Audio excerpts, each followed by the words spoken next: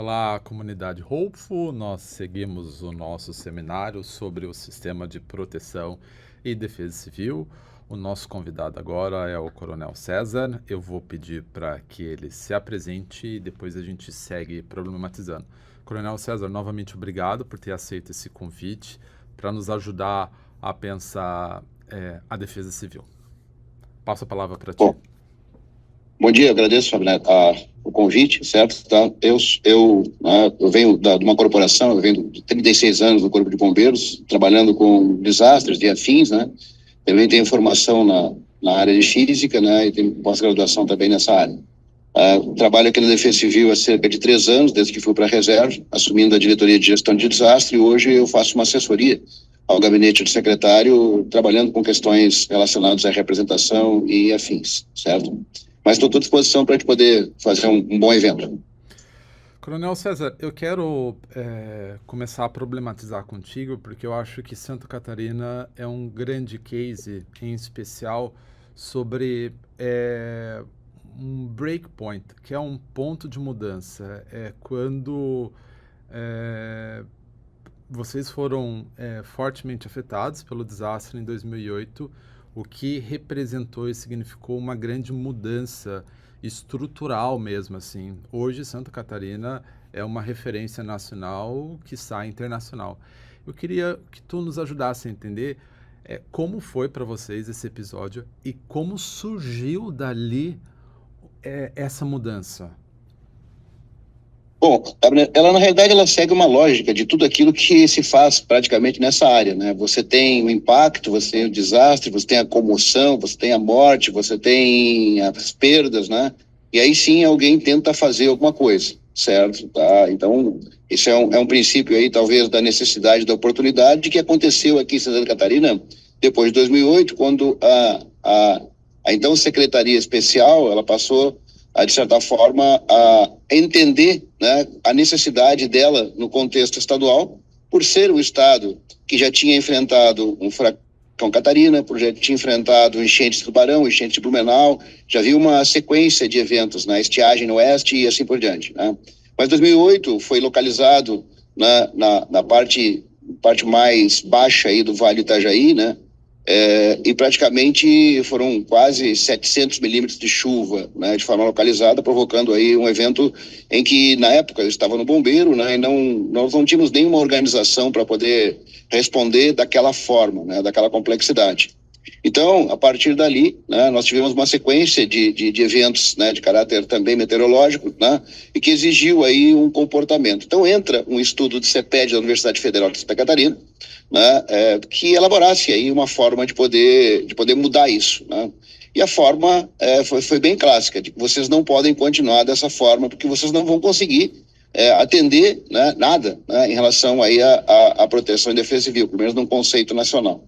Então, surge a necessidade de captação de recursos, e ele vem aí a partir do empréstimo, foram cerca de 160 milhões de reais na época, estou falando aí em 2010, e aí então foi a construção no mesmo terreno, né, do Centro Integrado de Riscos e Desastres, que ele extrapola um pouco também essa competência da Defesa Civil, e ele se torna um centro de referência para tudo que é crise de Estado, ou seja, tudo aquilo que, de certa forma, afeta a economia, mesmo não sendo efetivamente algo relacionado diretamente à Defesa Civil, aquilo que efetivamente afeta o desemprego, né, a necessidade de poder tomar uma resposta.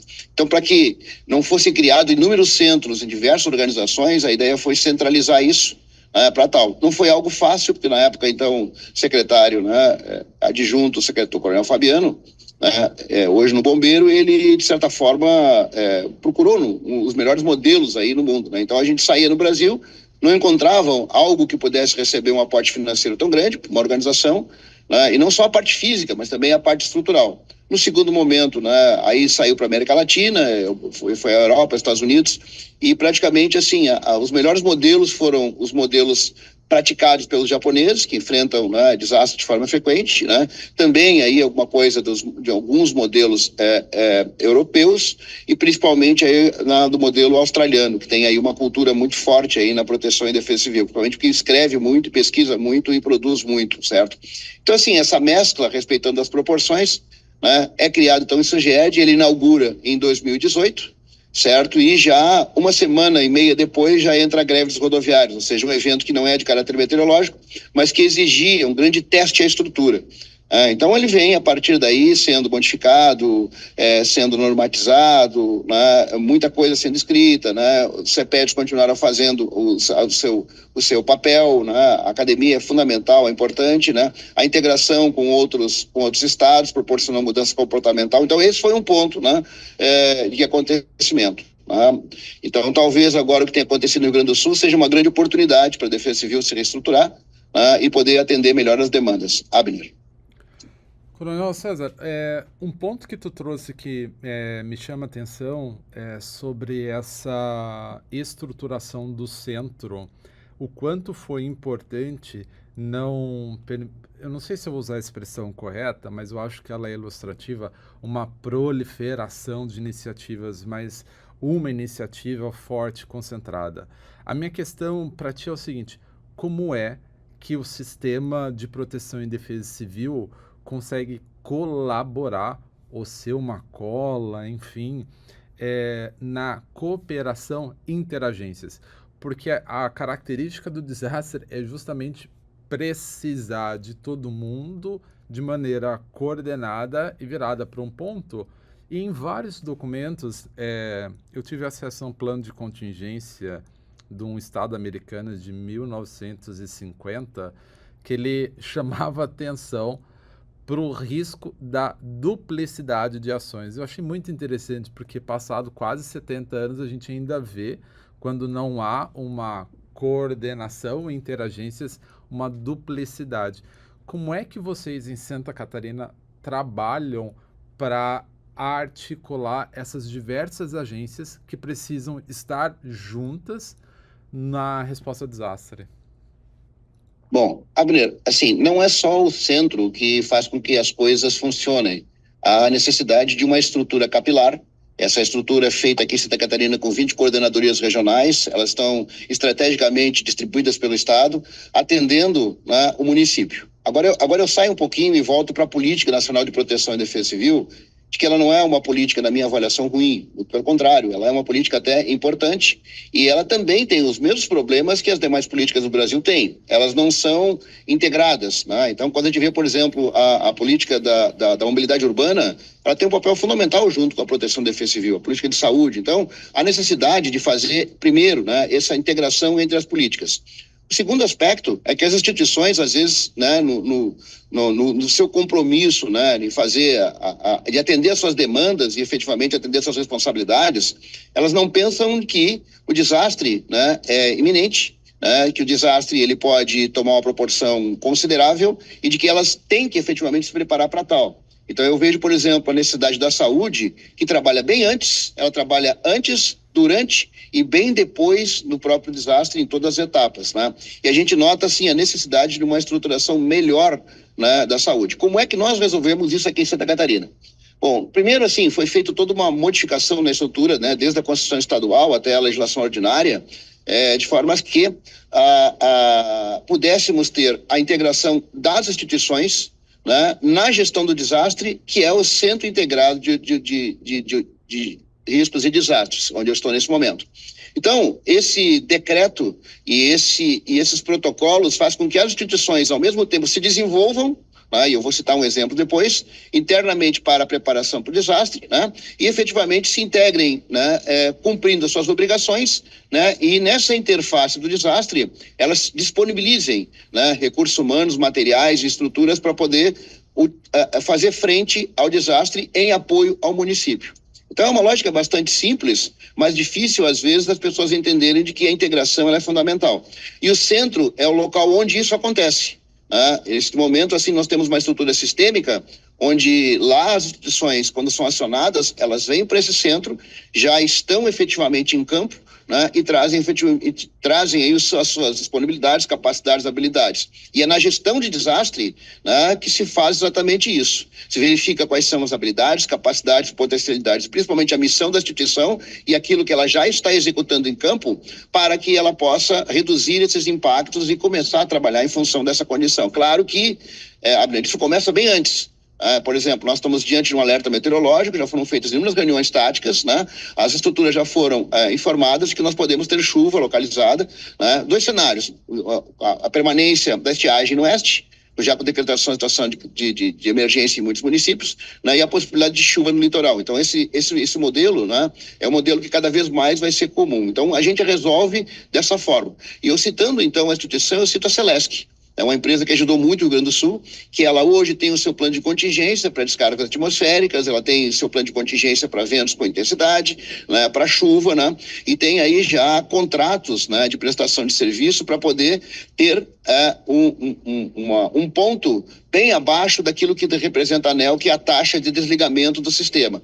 Então, a Celesc fez isso com muita propriedade, né? E aí, então, as estruturas do Estado têm vindo aí de forma gradativa com seus planos de contingência e integração. Qual é a fórmula mágica? Não há uma fórmula mágica. A integração, né, o respeito às instituições, né, o respeito às suas capacidades, potencialidades, habilidades e desenvolvimento para o crescimento conjunto. Isso fez com que a gente tivesse esse modelo, que nós não encontramos de forma, né, ampla aí no Brasil e que tem sido uma referência para os demais estados. Abner. Coronel César, eu queria te questionar sobre a política, mas antes eu vou até ter uma ousadia na pergunta que eu vou fazer, porque me surpreende no caso de Santa Catarina como houve pode ter uma oscilada baixo, alta, mas ela pelo menos mostra uma linha média de alternâncias de gestões públicas e políticas, mas a compreensão independente de de quem estava no poder, da necessidade de manter o projeto de reestruturação e fortalecimento da Defesa Civil. Assim, para mim, Santa Catarina é um grande exemplo nesse sentido, que assim, novamente pode ter ocorrido, eu não conheço em detalhe, mas é impressionante que não houve uma interrupção desse projeto, houve uma continuidade desse projeto. Isso virou o que se pode dizer de um projeto de Estado, a Defesa Civil, em Santa Catarina. O que tu destacaria sobre isso? Sim, é verdade, né? Os inúmeros desastres, eles têm oportunizado, né, a necessidade de uma estruturação permanente, de um aporte constante de recursos, né, para essas demandas, né? Essa é uma estrutura de proteção e defesa civil, ela não é uma estrutura barata, ela é uma estrutura cara, porque nós dispomos, né, hoje em campo de 4 radares, né? Estamos instalando o 5º radar no litoral, justamente para trabalhar com essas chuvas, né, mais intensas, né? Nós vamos ter uma profundidade mais no Oceano Atlântico, né, melhorando esse desempenho, mas o ideal é que a gente busque, né, 10 radares aí para todo o estado de Santa Catarina de forma dual. Isso na parte meteorológica. Na parte hidrológica, a gente está fazendo assim a contratação de dados, né, e fazendo aquisição de pelo menos mais 142 pontos de monitoramento hidrológicos e meteorológicos para melhorar o desempenho dessa estrutura. Além de todo o mapeamento completo da CPRM, né, com um aporte de praticamente 4 milhões e meio de reais. Então, estou falando aí na casa dos milhões, né, porque isso praticamente é o que a gente precisa, né, de recursos para tal. E essa falta, muitas vezes, de visão faz com que a política não seja implantada e, consequentemente, esse apoio ao município não seja dado e, consequentemente, aí as pessoas acabam sofrendo para tal. Então, por exemplo, nós temos aqui dentro da Defesa Civil uma estrutura que é de obras especiais. Bom, para um pouquinho, isso não é infraestrutura, sim, mas ele tem muitas marcas que são próprias, como construção de barragens, né? Uma barragem não é construída todo dia, ela tem uma complexidade, ela leva anos para poder fazer isso, apenas para conservar a água montante, para ser protegida as cidades que estão adjusantes. Então, tudo isso, assim, são coisas, né, que são necessárias, né, mas há necessidade, sim, de um aporte considerável de recursos, além desta continuidade ser uma política de Estado. E quando a gente consegue levar essas informações, aqui em Santa Catarina, hoje, nós temos o governador Jorginho Melo, que mostra-se bastante sensível às necessidades, né, da Defesa Civil quando aportado. Mas isso, claro, é uma obrigação de todo gestor. Então, é nesse sentido, Abner, que a gente tem tido uma forma de sucesso, pelo menos nesses últimos 10 anos após, né, aí o começo da implantação, com políticas que são bastante efetivas de proteção, né, e defesa civil. Por isso que a Secretaria hoje chama-se Proteção, né, e Defesa Civil. Abner. Coronel César, tem 2 aspectos em termos de educação que Santa Catarina chama atenção. O primeiro que foi mencionado na tua fala, que é sobre o CEPED da Universidade Federal de Santa Catarina, que já participou desse processo de reformulação e, assim, é um grande produtor de literatura, de profissionais. Em termos de defesa civil, como é que a Defesa Civil de Santa Catarina conversa, dialoga, aprende, ensina com as universidades? Excelente pergunta, né? Eu aproveito para dizer e citar o Instituto Federal de Santa Catarina, o Instituto Federal Catarinense, que tem iniciativas, né? O Instituto Federal de Santa Catarina, nós estamos desenhando o meu pós-graduação, lato sensu, justamente nesse momento, o edital deve sair em breve, são cerca de 150 vagas, podendo ampliar isso aí, certo? À distância, que tem o objetivo de criar uma formação, né, e uma especialização nessa área. E também nós temos a iniciativa do Instituto Federal Catarinense, que é na cidade de Camboriú, que já possui um curso há cerca de 8 anos, que forma técnicos de defesa civil. Então nós vamos ter uma profissionalização gradativa. Mas não é só isso, o Comitê Técnico Científico da Defesa Civil, que agrega, né, a todas as universidades públicas e privadas, ela é um grande fórum de discussão. E oportunamente a gente traz outras universidades no âmbito nacional para poder ou palestrar ou para poder trazer experiências que são bastante específicas. Então, há necessidade sim de que haja recursos disponíveis justamente para isso. Então, é um sucesso, né? E eu cito essa parceria que nós temos com o Instituto Federal de Santa Catarina, que mostra claramente, né, esse desenho, né, importante para que a gente possa ter resultados em breve e contribuir com esse aspecto. Apenas uma citação. Então, assim, ela é fundamental. Sem a ciência, nada acontece. E a ciência na defesa civil, elas são múltiplas, né? É as ciências jurídicas, é as ciências exatas, é a ciência da saúde, né? É a administração. Então, assim, isso é fundamental para que a gente enxergue, né, esse aspecto de forma global e tenha todos, né, o espaço e a gente consiga progredir. Abner. Vocês fizeram, vamos falar o português, claro, a tarefa em casa, se reorganizaram como instituição. E aí vocês puderam dar um passo que, assim, eu não vejo um palestrante que não cite isso, que é educação em desastres. Vocês têm um trabalho de defesa civil na escola que também não é um trabalho de uma iniciativa única. Isso é estrutural. Tu poderia nos relatar um pouco mais como é esse trabalho de vocês da Defesa Civil na escola e o quanto vocês têm observado isso de impacto na criação de uma cultura mesmo?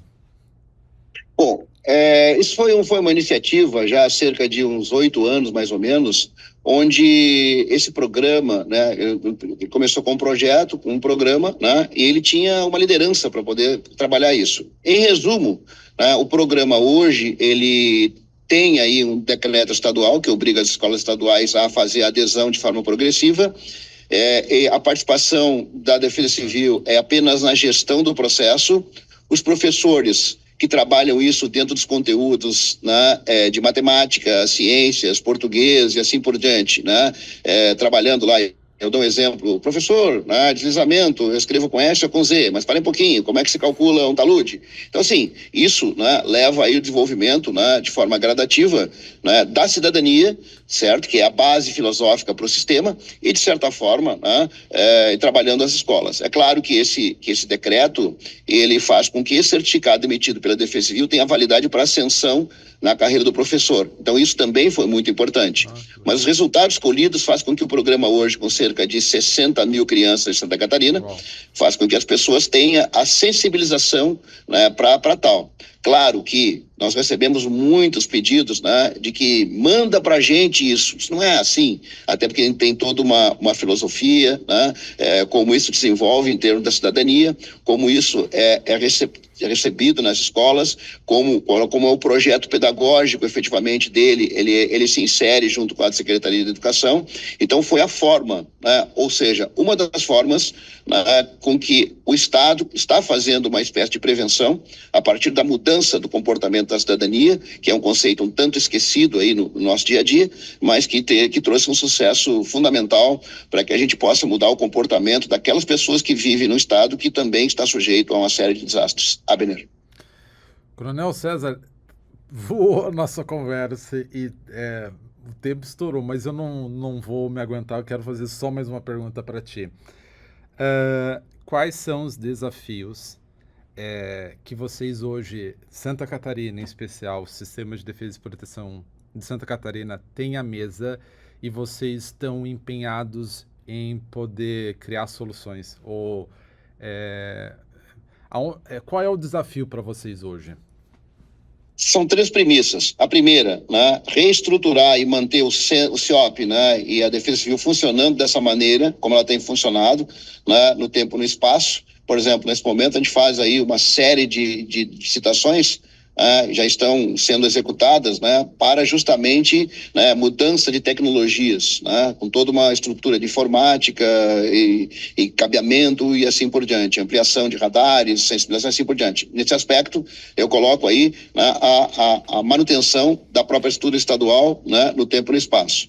A segunda, por meio da gestão de risco, apoio incondicional ao município com medidas de caráter legal, ou seja, a transferência fundo a fundo, agilizando, melhorando o desempenho da entrega de itens de ajuda humanitária. Eu cito um exemplo aqui, no final do ano passado para esse ano, nós tivemos um grande chuva de granizo na cidade de Lages e nós, em 4 horas, conseguimos colocar uma quantidade considerável, mais ou menos 60% da necessidade do município, de telhas de fibrocimento, em apenas 4 horas. Telhas que vinham efetivamente de Curitiba para poder atender essa demanda.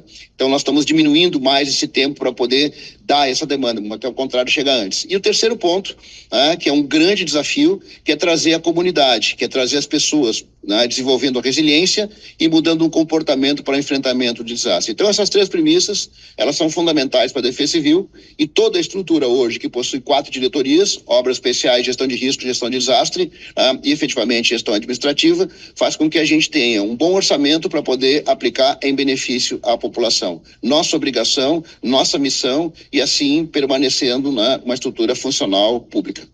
Coronel César, novamente, obrigado pela oportunidade. É sempre uma alegria, é sempre muito bom te ouvir, poder trazer essas questões que me inquietam.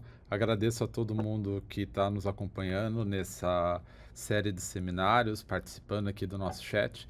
Nós temos agora uma próxima entrevista às 10h30. Coronel César, obrigado novamente e eu aguardo a todos o nosso próximo encontro. Parabéns, Abner. Obrigado. Muito agradecido pelo convite. Sempre à tua disposição.